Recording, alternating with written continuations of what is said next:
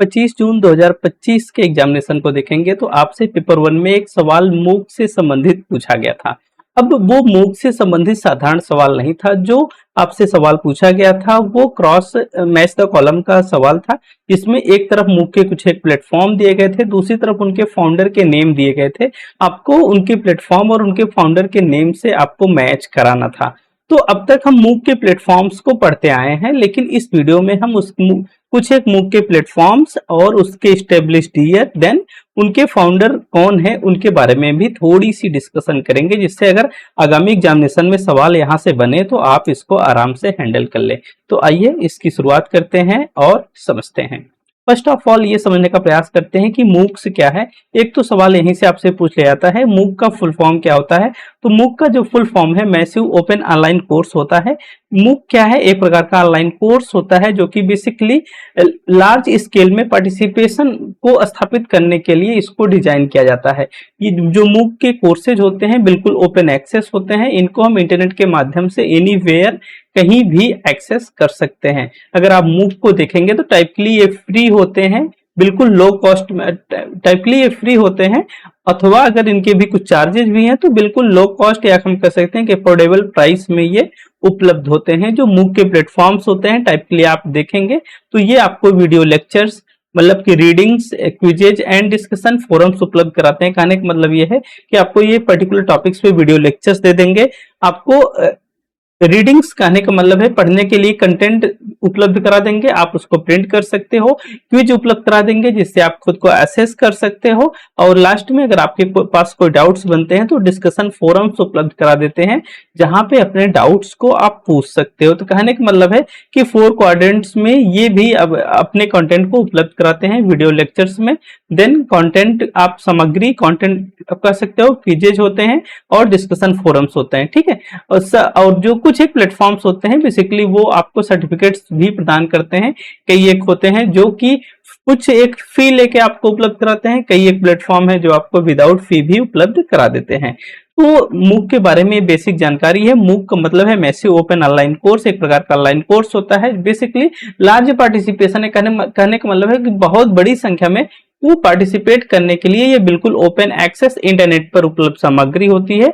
ये बेसिकली आप देखेंगे ये फ्री होते हैं, अगर फ्री नहीं है तो बिल्कुल अफोर्डेबल प्राइस में video lectures, content, quizzes and discussion forums उपलब्ध होते हैं, जिसको आप यूज करके अपने कोर्सेज को या अपनी स्किल्स को बढ़ा सकते हो।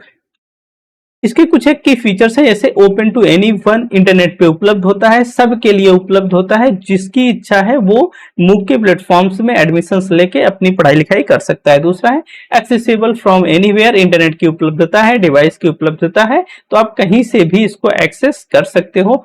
ऑफन फ्री और अफोर्डेबल, ठीक है। टाइपली जो मूक के कोर्सेज होते हैं वो फ्री होते हैं, अथवा अगर चार्जेस भी होते हैं तो अफोर्डेबल चार्जेस हुआ करते हैं। Offered by the university and experts, basically जो मूक के प्लेटफॉर्म्स तैयार किए जाते हैं पर्टिकुलर यूनिवर्सिटीज के माध्यम से अथवा किसी एक्सपर्ट्स के माध्यम से ऐसे प्लेटफॉर्म तैयार कराए जाते हैं। कुछ एक प्लेटफॉर्म्स के नाम जैसे हम आपको बतला दें, EDX हो गया, कोर्सेरा हो गया, उडेसिटी हो गया, फ्यूचर लर्न हो गया, खान एकेडमी है, स्वयं है, ये सभी कुछ क्या है मूक के प्लेटफॉर्म्स हैं। अब जो सवाल आपसे अब तक जो सवाल आते थे, आपसे ऐसे सवाल पूछ लेते कौन सा मूक का प्लेटफॉर्म है, कौन सा मूक का प्लेटफॉर्म नहीं है, तो यहीं से आपका काम चल जाता था। लेकिन इस बार के एग्जामिनेशन में एनटीए ने एक कदम आगे बढ़ाया और इसके फाउंडर के नेम आपसे पूछ लिए। तो यही जो नेम यहाँ पे लिखे हैं यही नेम दे के फाउंडर के नेम पूछ लिए गए थे। तो आपको बहुत अच्छे से ध्यान में रखना है। जो EDX है, EDX का जो स्टेब्लिशमेंट हुआ था वो मई 2012 में हुआ था, और उसके जो फाउंडर है MIT एंड हार्वर्ड यूनिवर्सिटी है जो कि अमेरिका की है, उसके माध्यम से इसको फाउंड किया गया था, ठीक है। नेक्स्ट ऑन है कोर्सेरा। कोर्सेरा को 2022 में स्टेब्लिश किया गया था। Basically Andrew Ng and Daphne Koller हैं जिन्होंने इसको फाउंड किया था। नेक्स्ट ऑन है उडेसिटी। उडेसिटी जून 2011 में स्टेब्लिश हुई थी। बेसिकली सेबेस्टियन थरून है जो कि उडेसिटी के फाउंडर माने जाते हैं। नेक्स्ट ऑन पे आओगे फ्यूचर लर्न पे, दिसंबर 2012 में स्टेब्लिश हुआ था। ओपन यूनिवर्सिटी है यूके की, जिसके माध्यम से फ्यूचर लर्न को फाउंड किया गया था। नेक्स्ट ऑन है खान एकेडमी, जो कि 2008 में क्या हुई थी, स्टेब्लिश्ड हुई थी। सलमान अमीन खान है जो कि अमेरिका के ही हैं, ये भी वो खान एकेडमी मत समझिएगा, ठीक है, जो खान सर वाले हैं। तो खान एकेडमी 2008 में सलमान अमीन खान है जो कि फ्री एजुकेशनल रिसोर्सेज के लिए इस खान एकेडमी के मूक प्लेटफॉर्म को इन्होंने स्टेब्लिश किया था। नेक्स्ट ऑन है स्वयं। स्वयं का मतलब है जुलाई 9 2017 में स्टेब्लिश हुआ था। ये गवर्नमेंट ऑफ इंडिया के माध्यम से इसको स्टेब्लिश किया गया था, वही उसके फाउंडर भी हैं। बेसिकली जो इंडियन यूनिवर्सिटी के कोर्सेज हैं उनके लिए स्वयं प्लेटफॉर्म को लॉन्च किया गया था। तो इतने के स्टेब्लिश ईयर एंड फाउंडर के नाम ध्यान में रखेंगे तो अगर सवाल में थोड़ा सा लेवल बढ़ाया भी जाएगा या कुछ एक मुख्य प्लेटफॉर्म्स के नाम अन्य भी दिए जाएंगे तो ऐसा नहीं है कि सबके 4 के 4 या 5 के 5 नाम अन्य दे दिए जाएंगे, इसमें से रहेंगे, आप उसको एलिमिनेट करके आराम से सवालों को हल कर लेंगे। ठीक है, तो ये ईडीएक्स के बारे में है भाई, 2012 में है, MIT हार्वर्ड यूनिवर्सिटी द्वारा इसको फाउंड किया गया था। बेसिकली इसका की फीचर्स क्या है भाई, यूनिवर्सिटी के जो एफिलिएटेड कोर्सेज हैं उनको उपलब्ध कराता है। ऑप्शन में देखेंगे बेसिकली वेरीफाइड सर्टिफिकेट्स भी आपको उपलब्ध कराते हैं।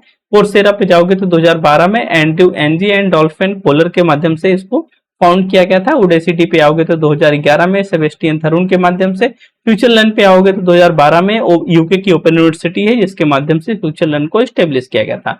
स्वयं पे आओगे तो study webs of active aspiring for young aspiring minds. ठीक है, तो इसका फुल फॉर्म भी आपसे पूछ लिया जाता है, इस बात को ध्यान में रखिएगा। स्टेब्लिशमेंट हुआ था इसका 9 जुलाई 2017 को।